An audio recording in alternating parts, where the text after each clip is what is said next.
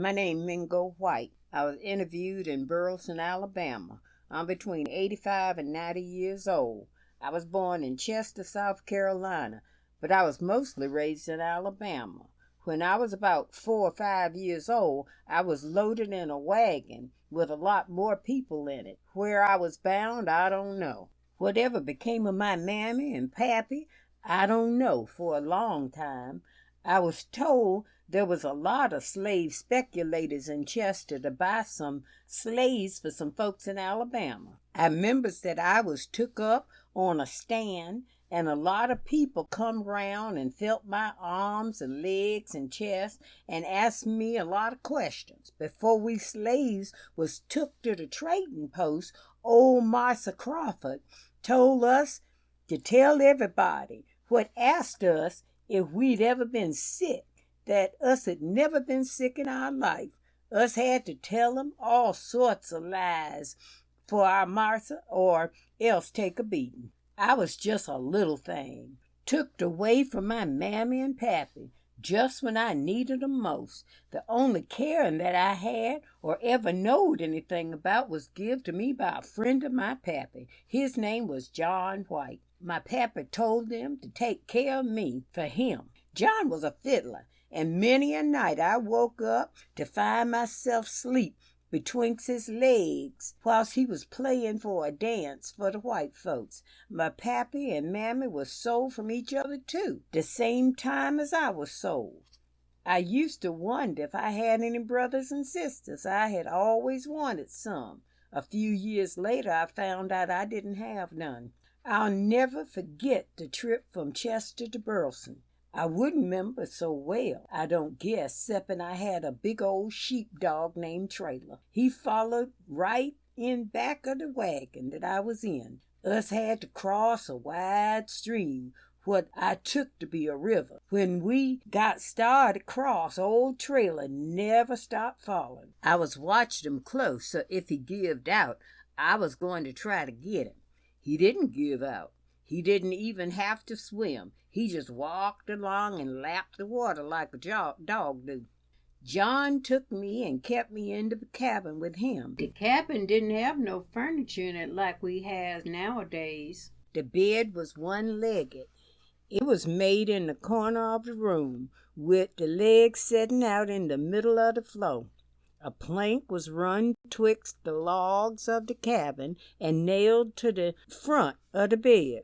Across the foot, another plank was run into the logs and nailed to the logs. Then some straw or corn shucks was piled on for a mattress. Us used anything what we could get for cover. The table had two legs. The legs set out in the front, whilst the back part was nailed to the wall. Us didn't have no stove. There was a great big fireplace where the cooking was done. Us didn't have to cook, though, less'n us got hungry after supper been served at the house. I weren't nothing but a child enduring slavery, and I had to work the same as any man. I went to the field and hoed cotton, pulled fodder, and picked cotton with the rest of the hands. I kept up, too, to keep from getting any lashes that night when we got home. In the winter, I went to the woods with the men folks to get wood or to get sap from the trees to make turpentine and tar. If'n us didn't do that, we made charcoal to run the blacksmith shop with. The white folks was hard on us. They would whip us about the least little thing. It wouldn't have been so bad if us had comforts, but to live like that was nothing to make anybody soon to be dead. The white folks told us that us born to work for them, and that us was doing fine at that. The next time that I saw my mammy, I was a great big boy. There was a woman on the place what everybody called Mammy, Selina White. One day Mammy called me and said, "Mingo, your mammy is coming." I said, "I thought that you was my mammy." She said, "No, I ain't your mammy. Your mammy is away from here."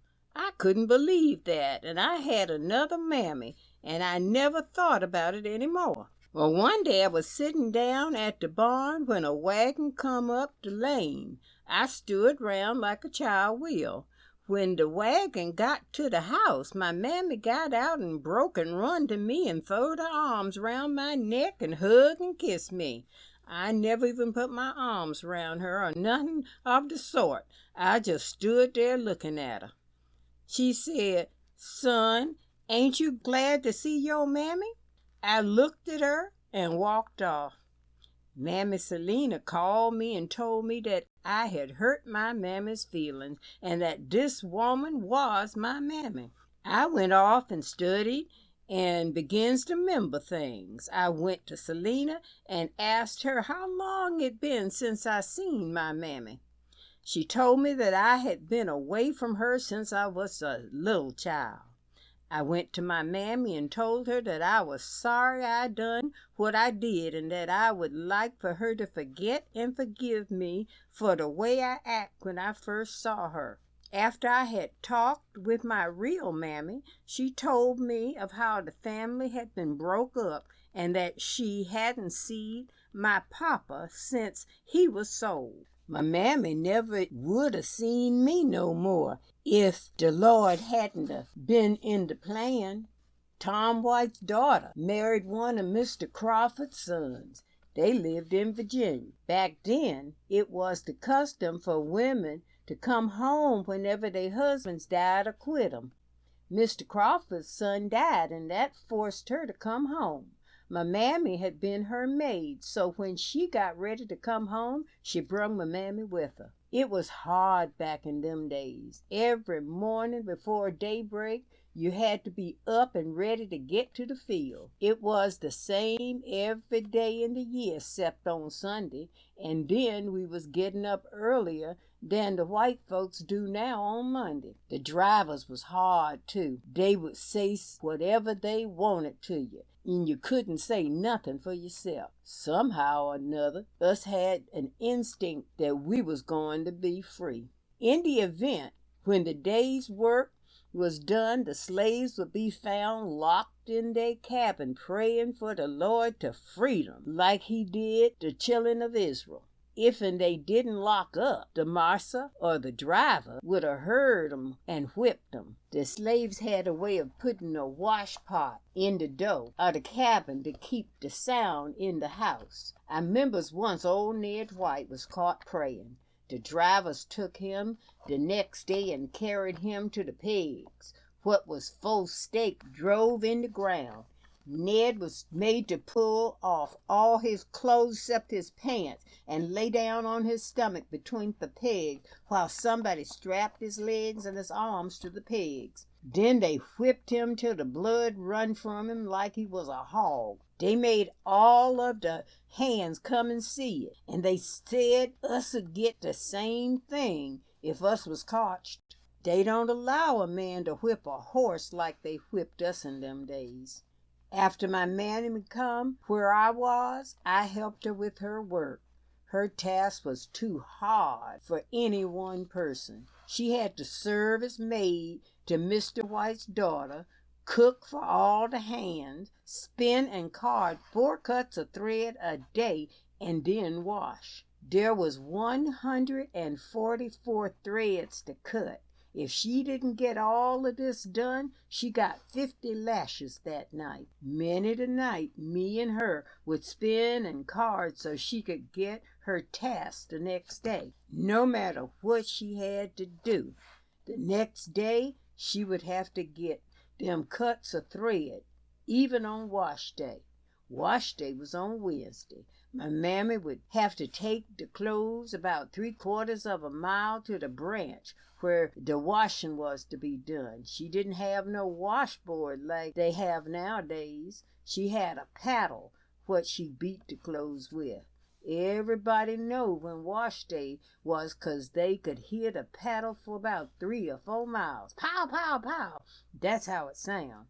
She had to iron the clothes the same day that she washed and then get them 4 cuts of thread. Lots of times she failed to get 'em and got 50 lashes. One day when Tom White was whipping her. She said, "Lay it on, Massa White, 'cause I'm gonna tell the Yankees when they come." When Mama got through spinning the cloth, she had to dye it. She used sumac berries, indigo, bark from some trees, and there was some kind of rock where she got red dye from. The clothes wouldn't fade neither. The white folks didn't learn us to do nothing but work. They said that us weren't supposed to know how to read and write. There was one fella named E.C. White who learned to read and write during slavery. He had to carry the children's books to school for them and go back after them. His young marster taught him to read and write unbeknownst to his father and the rest of the slaves. Us didn't have nowhere to go 'cept's church, and we didn't get no pleasure out of it, 'cause we weren't allowed to talk from the time we left home till we got back. If us went to church, the drivers went with us. Us didn't have no church 'cept the white folks' church. After old Ned got such a terrible beating for praying for freedom, he slipped off and went to the north to join the Union Army. After he got in the army, he wrote to Marse Tom. In his letter, he had these words: "I am laying down, Marsa, and getting up, Marsa," meaning that he went to bed when he felt like it and got up when he pleased to. He told Tom White that if he wanted him, he was in the army and that he could come after him. After old Ned had got to the north, the other hands began to watch for a chance to slip off. Many a one was caught and brung back. They knowed the penalty, what they would have to pay, and this caused some of them to get desperate. Druther than to take a beating, they would choose to fight it out till they was able to get away or die before they could take the beating. Lots of times when the patty rollers would get after the slaves, they would have the worst fight, and sometimes the patty rollers would get killed. After the war, I saw Ned, and he told me the night he left the patty rollers runned him for 4 days. He say the way he hid to get them from catching him was he went to the woods.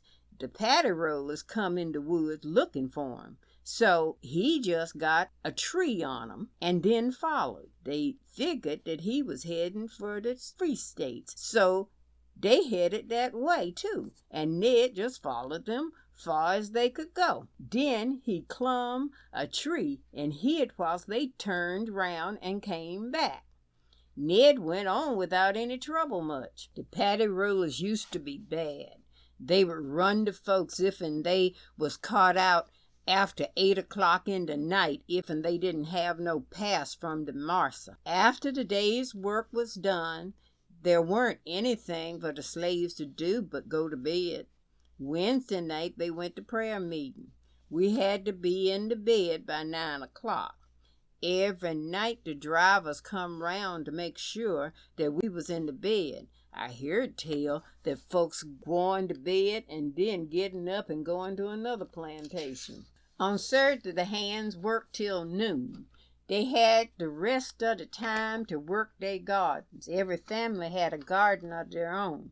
On Thursday night the slaves would frolic for a while. They would have parties and sometimes whiskey and home brew for the servant. On Sunday we didn't do anything but lay round and sleep, 'cause we didn't go to the church. On Christmas we didn't have to do no work, no more'n feed the stock and do little work round the house. When we got through with that, we had the rest of the day to run round wherever we wanted to go. Of course we had to get permission from the marsa. The owners of slaves used to give corn shucking parties and invite slaves from other plantations. They would have plenty of whiskey and other stuff to eat. The slaves would shuck corn and eat and drink. They used to give cotton pickings the same way. All of this went on at night. They had jack lights in the cotton patch for us to see by. The lights was made on a forked stick and moved from place to place while we picked. The corn shucking was done in the barn, and they didn't have to have lights, so they could move them from place to place. I was a pretty big boy when the war broke out. I remember seeing the Yankees cross Big Bear Creek bridge one day. All of the soldiers crossed the bridge but one. He stayed on the other side till all the rest had got across. Then he got down off'n his horse and took a bottle of something and strewed it all over the bridge. Then he lighted a match to it and followed the rest. In a few minutes the rebel soldiers come to the bridge to cross, but it was on fire, and they had to swim across to the other side. I went home and told my mammy that the rebels was chasing the Union soldiers, and that one of the Unions had poured some water on the bridge and set it afire. She laughed and said, "Son, don't you know that water don't make a fire? That must have been turpentine or oil." I remembers one day Mr. Tom was having a big barbecue for the rebel soldiers in our yard. Come a big roaring down the military road, and 3 men in blue coats rode up to the gate and come on in. Just as soon as the rebels saw him, they all ran to the woods. In about 5 minutes the yard was full of blue coats. They ate up all the grub what the rebels had been eating. Tom White had to run away to keep the Yankees from getting him. Before the Yankees come, the white folks took all their clothes and hung 'em in the cabin. They told the colored folks to tell the Yankees that the clothes were theirs. They told us to tell 'em how good they been to us and that we liked to live with 'em. The day that we got news that we was free, Mr. White called us niggers to the house. He said, "You are all free, just as free as I am. Now go and get yourself somewhere to stick your heads." Just as soon as they said that, my mammy hollered, "That's enough for me, yearling." She struck out across the field to Mr. Lee Osborne's to get a place for me and her to stay. He paid us 75 cents a day, 50 cents for her and 2 bits for me. He gave us our dinner along with the wages. After the crops was gathered for that year, me and my mammy cut and hauled wood for Mr. Osborne. Us left Mr. Osborne that fall and went to Mr. John Rollins. Us made a crop with him. Us had picked 2 rows of cotton and he'd pick 2 rows. Us had pulled 2 rows of corn and he'd pull 2 rows of corn. He furnished us with rations and a place to stay. Us would sell our cotton and open corn and pay Mr. Rollins for feeding us. Then we moved with Mr. Hugh Nelson, who made a sharecrop with him. We kept moving and making sharecrops till us saved up enough money to rent us a place and make a crop for ourselves. Us did right well at this until the Ku Klux got so bad. Us had to move back with Mr. Nelson for protection. The men that took us in was Union men. They lived here in the South, but they'd taken us part in the slave business. The Ku Klux threatened to whip Mr. Nelson 'cause he took up for the niggers. Heap o' nights we would hear of the Ku Klux coming and leave home. Sometimes us was scared not to go and scared to go away from home. One day I borrowed a gun from Ed Davis to go squirrel hunting. When I take the gun back, I didn't unload it like I always been before. That night, the Ku Klux called on Ed to whip him. When they told him to open the door, he heard one of 'em say, "Shoot him time he gets the door open." "Well," he says to him, "wait till I can light the lamp." Then he got the gun what I had left loaded, got down on his knees, and stuck it through a log and pulled the trigger. He hit Newt Dobbs in the stomach and killed him. He couldn't stay around Burleson anymore, so he went to Mr. Nelson and got enough money to get to Pine Bluff, Arkansas. The Ku Klux got bad sure enough then, and went to killing niggers and white folks too. I married Kizzy Drumgood. Reverend W.C. Norcross performed the ceremony. There weren't nobody there but the witness and me and Kizzy. I had 3 sons, but all of them dead except one, and that's Hugh. He got 7 chillins.